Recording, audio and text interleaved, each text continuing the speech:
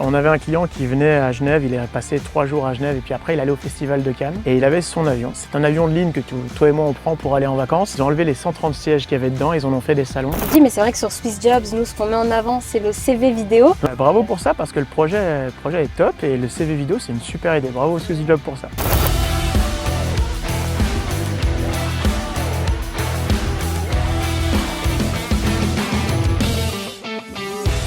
Bonjour à tous et bienvenue dans En bonne compagnie, le podcast de SwissJobs. Et aujourd'hui, on reçoit Anthony Régioni. Il est conseiller en aviation d'affaires. Il est donc dans ce cercle très privé des jets, aux côtés des célébrités, des entrepreneurs et des footballeurs. Et aujourd'hui, et en exclusivité, il nous ouvre les portes des coulisses de son métier, de son parcours et de sa vision sur le marché et l'emploi en Suisse. Anthony, comment ça va? Ça va bien, merci beaucoup, merci pour l'invitation. Super, merci à toi d'avoir accepté cette invitation.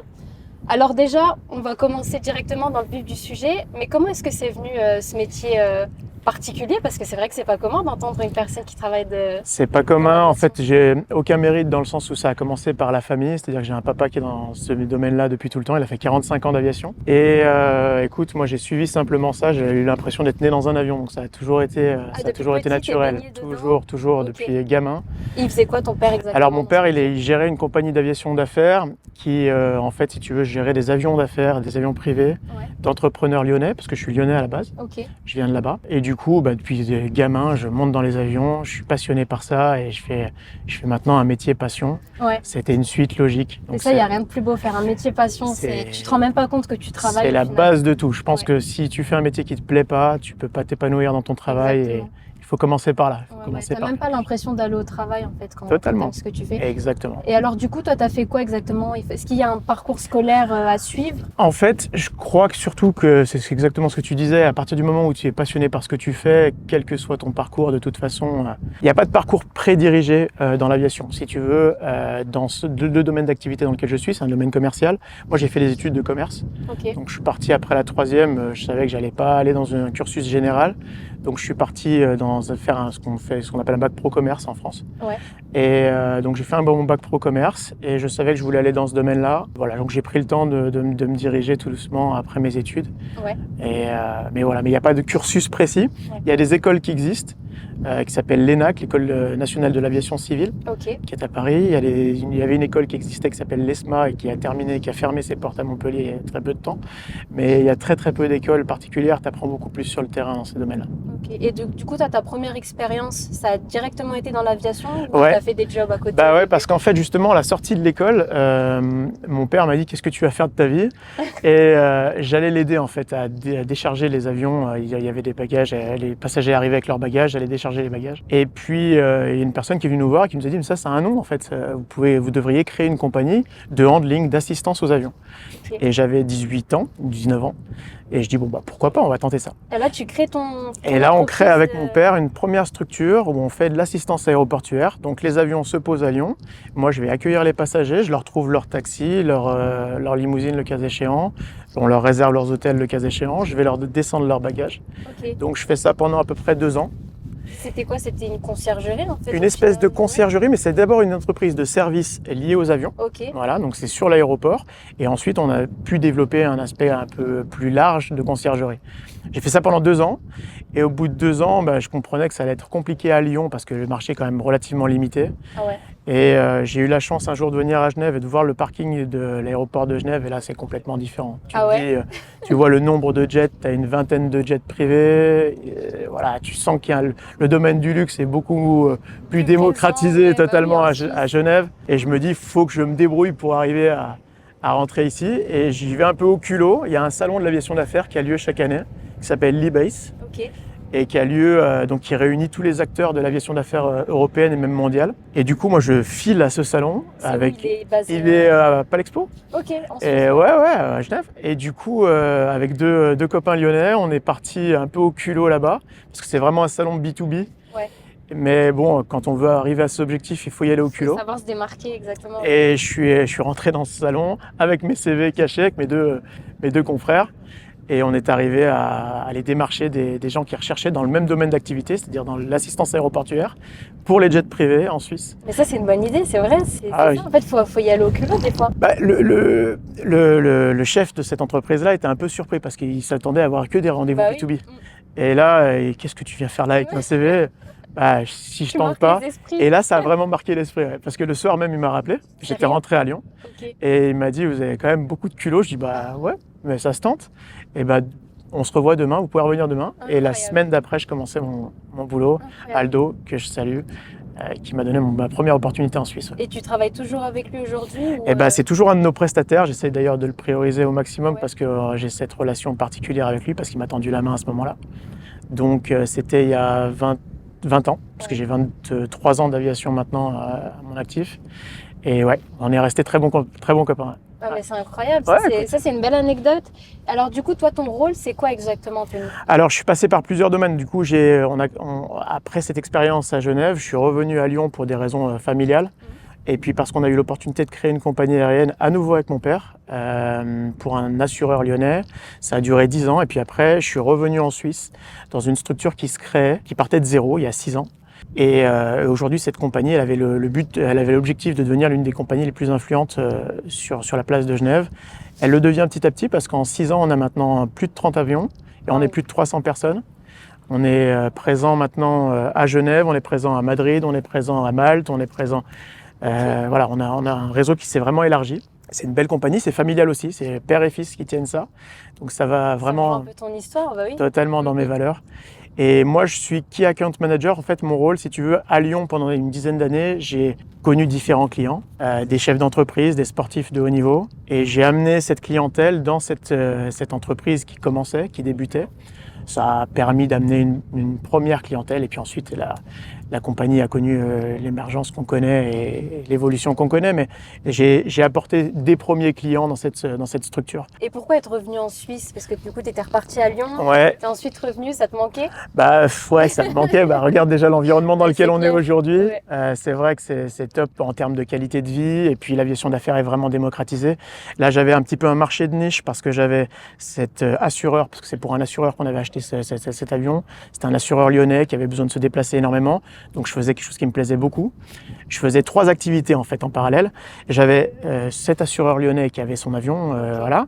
Et cet avion, il lui servait pour lui, il servait pour des tiers. Donc j'avais des joueurs de foot, dont un qui est assez célèbre, qui est devenu Ballon d'Or français, qui a été un de mes premiers clients, qui s'appelle Karim Benzema. C'était mon premier client. À Lyon en termes d'aviation d'affaires. Et puis ensuite, on faisait une troisième activité dont on ne parle pas beaucoup pour les avions privés, parce que les avions privés, on parle beaucoup de l'aspect luxe, mais on faisait aussi du transport d'organes, c'est-à-dire que la nuit... Pour les médecins. Exactement. La nuit, on se sert de ces avions-là pour transporter des foies, des reins, des transplantations d'un côté de la France à un autre côté de la France. Et là, le rapport, il est différent peut-être quand... Le rapport, il est différent. Déjà, là, ça se fait de nuit. Exclusivement, de nuit, exclusivement de nuit, parce qu'il y a moins de trafic sur les routes, c'est-à-dire qu'en fait, le médecin va prélever un foie, un rein dans un hôpital lyonnais ou ailleurs, et il va essayer d'avoir le moins de trafic routier possible, parce que le foie ou le cœur, par exemple, ils ont une durée de vie d'environ 4 heures. Donc en 4 heures, si tu prélèves un cœur à Nice, il faut que 4 heures après, il soit transplanté sur le patient à Brest. Donc il n'y a que cet avion d'affaires, cet outil-là qui peut permettre ce genre d'exploit. Et ça, oui, c'est assez gratifiant parce que tu fais ça de nuit, mais tu sais qu'au bout, il y a une vie. Donc c'est un des aspects qui était super gratifiant et que j'ai adoré faire. Et je suis revenu à Genève parce que effectivement, il y a beaucoup plus de marché, beaucoup plus d'ouverture et un regard beaucoup moins péjoratif sur l'aviation d'affaires qu'on peut avoir en France, par exemple. Ok. Et alors, je pense à quelque chose, mais c'est vrai que dans ce domaine-là, la confiance, c'est un point clé. Comment est-ce que tu réussis à créer de la confiance avec tes clients, toi ? Ça se fait au fur et à mesure du temps. C'est un peu comme dans tous les domaines du commerce, j'ai envie de dire.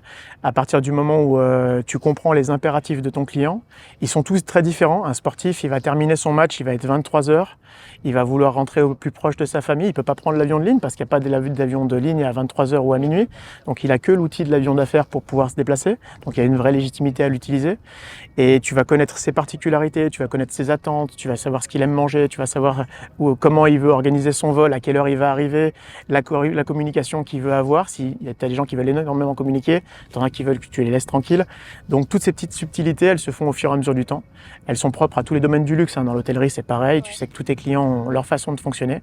Et c'est vraiment du tailor-made, comme disent les Anglais. C'est vraiment du sur-mesure, voilà. J'imagine que dans ce métier, il faut être aussi dispo H24, c'est ça? Toi, ça t'est déjà arrivé qu'on t'appelle un dimanche, par exemple, où tu es avec ta famille? C'est vrai? Ça m'arrive toujours. Mais comment tu gères ça, du coup?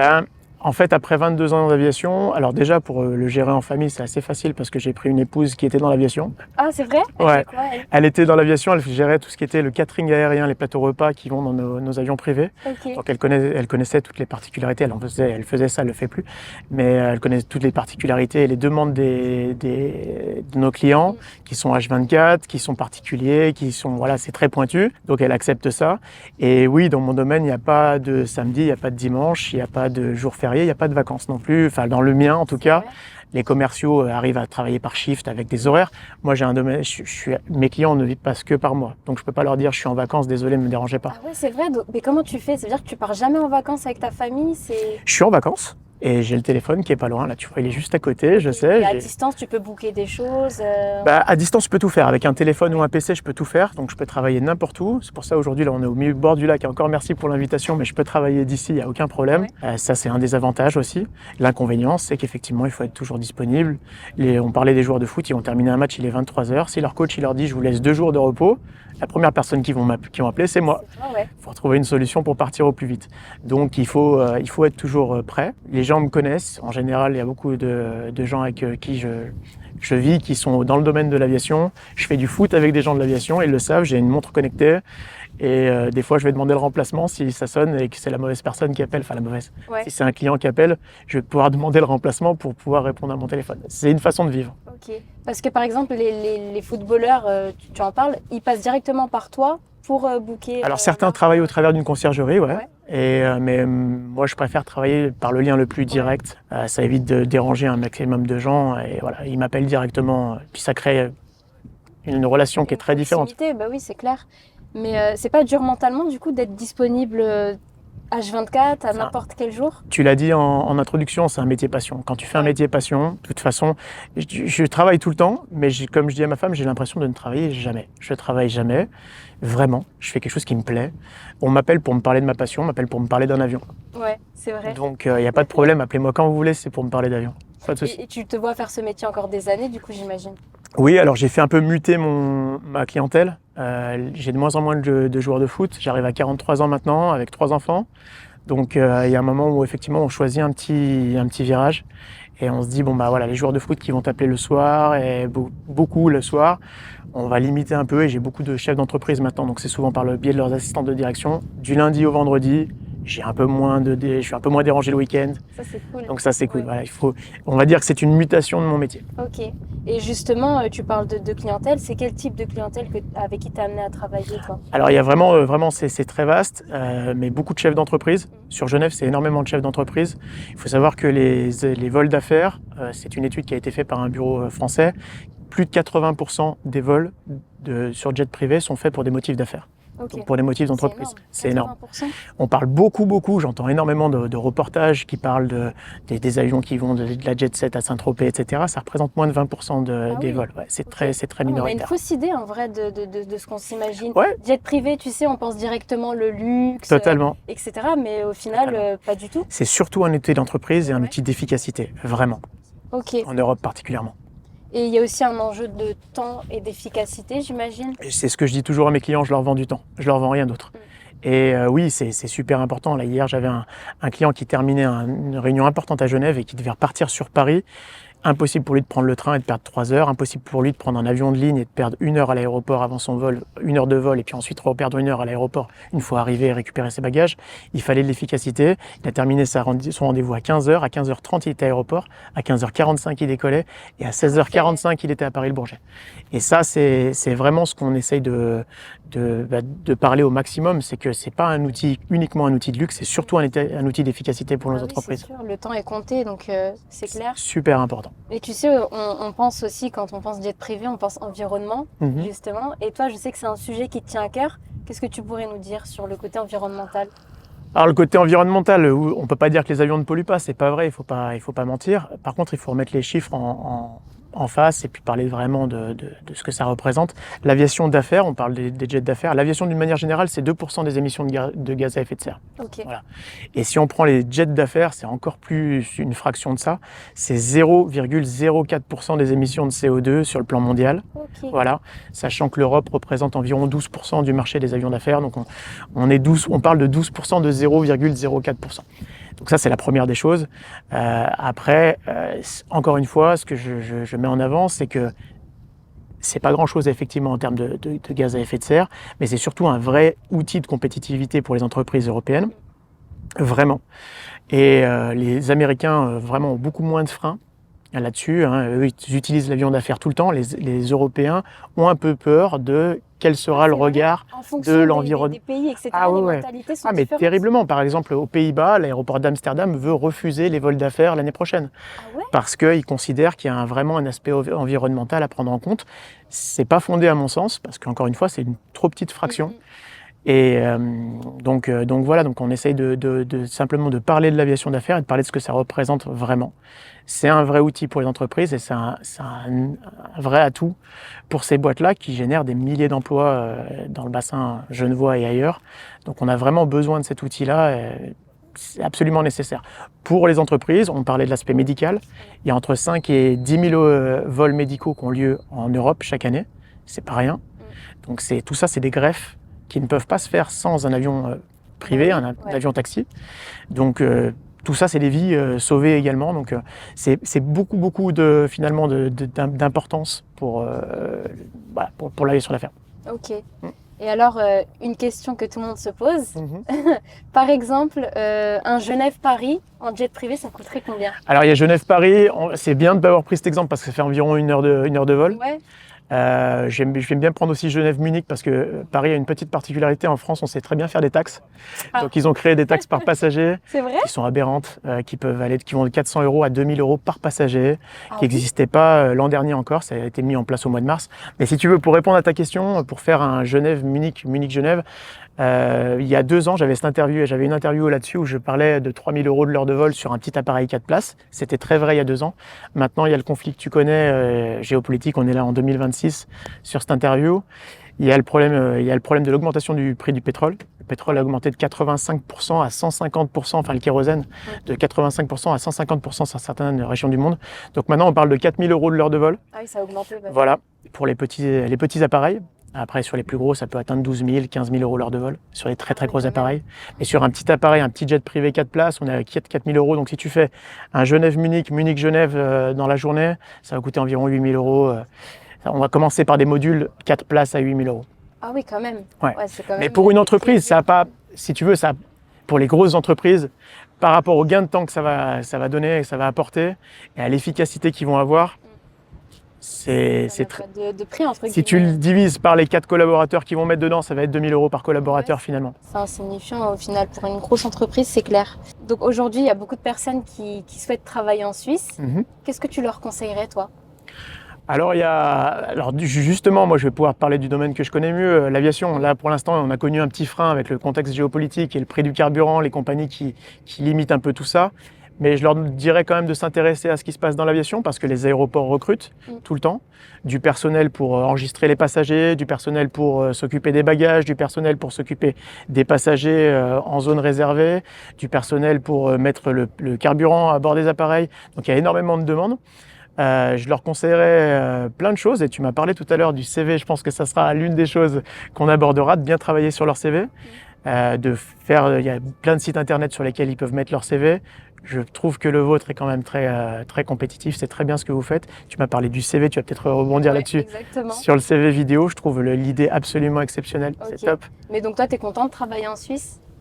C'est un cadre de vie idéal, un niveau de vie qui est super, c'est vrai. On parle beaucoup du niveau de vie des salaires suisses, mais oui, le salaire suisse est effectivement supérieur à nos voisins, il faut le dire.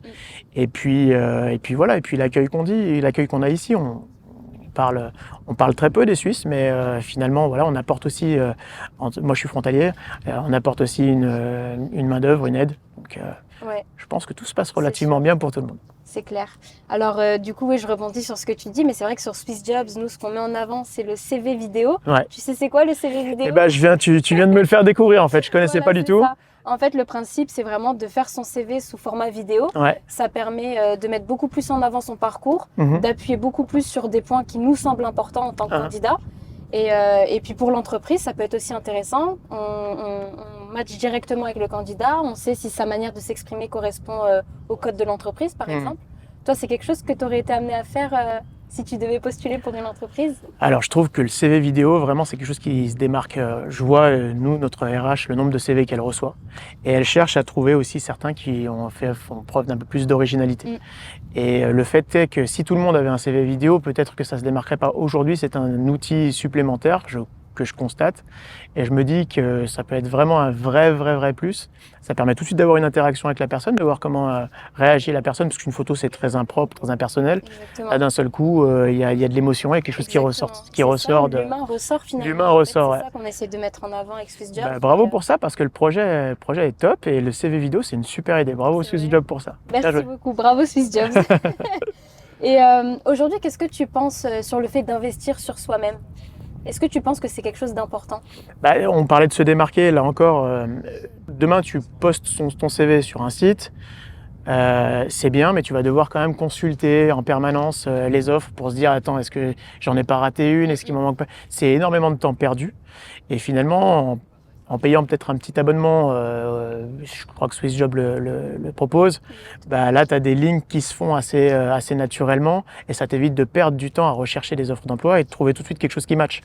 Donc ouais, je trouve que le fait, si l'abonnement n'est pas excessif, et je crois savoir qu'il n'est pas excessif chez vous, je trouve que l'idée est vraiment intelligente parce que tu gagnes du temps. Exactement. Et le temps, c'est de l'argent. Exactement. Et surtout quand on voit aussi les salaires en Suisse qui sont proposés, c'est vrai que tu rentabilises directement en fait totalement. ton abonnement. Donc ça peut être qu'intéressant.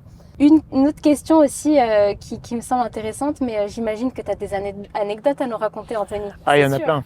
Il y en a plein. Il y en a plein. Des trucs qui t'ont marqué, c'est obligé, raconte-nous un petit peu. Il y en a plein, mais tu vois, tu mettais le point sur la façon dont on perçoit l'aviation d'affaires, le climat, etc. Eh bien, c'est très différent, effectivement, en fonction des pays. Je me rappelle d'une anecdote il y a 20 ans maintenant, où on parlait beaucoup moins d'écologie. Et on avait un client qui venait à Genève, il est passé 3 jours à Genève et puis après il allait au festival de Cannes. Et il avait son avion. Et c'était un Boeing 737 BBJ, donc c'est un avion de ligne que toi et moi on prend pour aller en vacances. Sauf qu'au lieu d'enlever ils ont enlevé les 130 sièges qu'il y avait dedans, ils en ont fait des salons, une salle de douche, une salle à manger, un lit. Donc c'est vraiment un appartement volant. Et il part de Genève pour aller au festival de Cannes. Il se pose à Nice parce que son avion ne pouvait pas se poser à Cannes tellement il était gros. En arrivant, il se rend compte qu'il a oublié sa veste. Et là, il nous appelle à l'aéroport. Moi, je travaillais à l'aéroport à l'époque. J'étais dans l'assistance aéroportuaire, comme je te disais. Et il nous dit, mon client a perdu sa veste. Il a dû l'oublier dans l'aéroport. Non, il n'est pas là. Il est à l'hôtel. Ok, comment on fait? Je lui dis, moi, si vous voulez, j'avais déjà cet instinct de concierge. Je dis, moi, je m'en fous. Je prends une voiture, je prends un taxi, je vais chercher la veste et je vous le redescends à Cannes.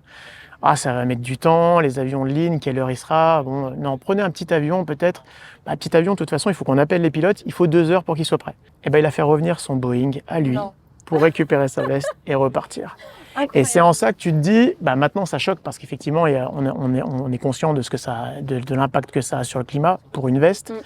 Mais les Américains on passe ce frein de climatologie. J'ai tendance à dire, pour les Américains, l'aviation d'affaires, c'est uniquement de la productivité. Nous, quand on utilise un avion d'affaires en Europe, il faut se justifier. On cherche la légitimité. Exactement. Et donc, cette anecdote, elle va en contrebalance avec, par exemple, il y a 3 ans, j'ai un client qui était à Lyon, que j'ai gardé, qui partait de Lyon. Il voulait partir du terminal le plus discret. C'est un petit aéroport, le terminal à Lyon-Bron. On a un aéroport dédié à cette aviation-là. Il voulait partir dans un endroit discret et il avait un rendez-vous à côté d'un aéroport. Mais pour pas qu'on sache qu'il était venu en avion d'affaires, il est parti sur un autre aéroport plus loin pour pas qu'on puisse faire le lien. Donc il est parti plus loin, il a tapé une demi-heure de route de plus et il a fait ça juste pour pas qu'on sache Ah, c'est dingue, les mentalités. Totalement différentes. Tu sais que je ne le savais pas du tout. Totalement différentes. Et c'est vrai qu'on s'auto-flagelle en France et en Suisse et en Europe d'une manière générale pour dire. La Suisse aussi, ils ont un peu cette mentalité. Ouais, aussi. De toute façon, c'est européen, vraiment. En Europe, on est là à dire, mais pourquoi vous prenez des avions d'affaires? On a eu des incidents avec des groupes écologiques radicaux qui sont venus, notamment au salon de l'aviation d'affaires, taguer des avions, se menotter à des avions. C'est arrivé il y a, je crois, 2 ans à l'e-base, le salon d'aviation d'affaires à Genève. Donc oui, à Genève et en Europe, il y a un vrai impact de l'écologie. Enfin, vraiment, il y a une vraie attente de légitimité. Les Américains, les Chinois, les Indiens, ils se préoccupent de rien. Donc c'est vrai que c'est très bien qu'on le fasse et il faut qu'en Europe, on ait cette prise de conscience écologique. Ouais. Mais si l'Europe, qui fait ça sur la taille du globe, fait quelque chose et que le monde entier ne fait rien, malheureusement, ça ne pourra pas fonctionner. Exactement. Écoute Anthony, cette interview elle touche à sa fin. J'ai une dernière question quand même qui est hyper importante. Qu'est-ce que tu conseillerais au Anthony plus jeune avec du recul sur ta vie Non, écoute, après 23 ans, après avoir travaillé avec beaucoup de monde différents, avoir rencontré autant de parcours, je lui dirais de persévérer parce que ça vaut le coup. Et je dirais même à tout le monde de toute façon de chercher un travail passion et de persévérer parce qu'il y a des embûches forcément. Ça fait partie du parcours professionnel, mais il faut rien lâcher, il faut persévérer. En Suisse plus qu'ailleurs, parce qu'on est beaucoup à taper à la porte pour essayer de rentrer sur le marché de l'emploi. Mais persévérer, faites un métier passion, en général, ça se passe bien. Super, et on va se quitter sur ces mots. Merci beaucoup. Merci Anthony, encore une fois, d'avoir accepté l'invitation. Et nous, on se dit à très bientôt. Au revoir. Merci.